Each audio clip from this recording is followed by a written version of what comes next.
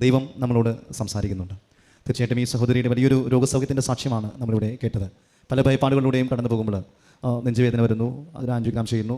അപ്പോൾ പലപ്പോഴും അത് വലിയൊരു കോംപ്ലിക്കേഷനിലേക്ക് പോകാൻ എല്ലാ സാധ്യതകളും ഉണ്ടായിരുന്നിട്ടും പരിശുദ്ധ അമ്മയിലൂടെ തീർച്ചയായിട്ടും പൂർണ്ണമായിട്ടുള്ള സൗഖ്യമാണ് കൊടുത്തിരിക്കുന്നത്. അതൊരു ഓപ്പറേഷൻ ഇല്ലാതെ ഇവിടെ നിന്ന് വിദേശത്തേക്ക് പോകേണ്ട വ്യക്തി പരിശുദ്ധമ്മയോട് പറയുന്നുണ്ട്, അമ്മ എനിക്ക് തിരിച്ചു പോയേ പറ്റുള്ളൂ, എനിക്ക് അല്ലാതെ വേറൊരു മാർഗ്ഗമില്ല, എൻ്റെ ജീവിതത്തിൻ്റെ എല്ലാ വഴികളും തുറന്നു തരണമേ എന്നുള്ള ഹൃദയത്തിൻ്റെ ഒരു വലിയൊരു വിശ്വാസത്തിലാണ് അങ്ങനെ പ്രാർത്ഥിക്കുന്നത്. തീർച്ചയായും പരിശുദ്ധ അമ്മ അവിടെ ഇടപെട്ടുകൊണ്ട് ഈ മകളുടെ ജീവിതത്തിലെ എല്ലാ പ്രതിസന്ധികളിലും വളരെ സഹായത്തിന് അയക്കുന്നു. അതുകൂടാതെ ഈ ടെസ്റ്റുകളും കാര്യങ്ങളും TMT ടെസ്റ്റൊക്കെ നടത്തുമ്പോൾ കുഴഞ്ഞു വീഴുന്നു. പക്ഷേ പിന്നീട് അതായത് എല്ലാം കാണിക്കുന്ന ടെസ്റ്റുകളൊക്കെ എല്ലാം വലിയൊരു ഓപ്പറേഷനിലേക്ക് കടന്നു പോകാനുള്ള എല്ലാ സാധ്യതകളുള്ളതാണ്. പക്ഷേ അവിടെയും പരിശുദ്ധമ്മയോടുള്ള വിശ്വാസവും നമ്മുടെ പ്രാർത്ഥന ഇങ്ങനെ ശക്തമായിട്ട് നിൽക്കുമ്പോൾ ഏതൊക്കെ പ്രതിസന്ധി വന്നാലും, ഏതൊക്കെ തകർച്ച വന്നാലും, കണ്ണുനീരാണേലും, ഏകാന്തതയാണേലും, ഒറ്റപ്പെടലാണേലും, രോഗമാണേലും, കടബാധിതയാണേലും അത് കർത്താവ് എടുത്തു മാറ്റും എന്നുള്ളതാണ്. അതാണ് വിശ്വാസത്തിൻ്റെ നിറവ്.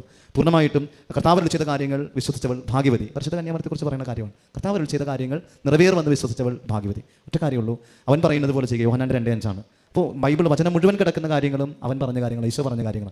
അപ്പോൾ ഈശോ അരുളി ചെയ്ത കാര്യങ്ങളാണ് ഈ വചനത്തിൽ കിടക്കുന്നത്. അപ്പോൾ തീർച്ചയായും ഈ വചനം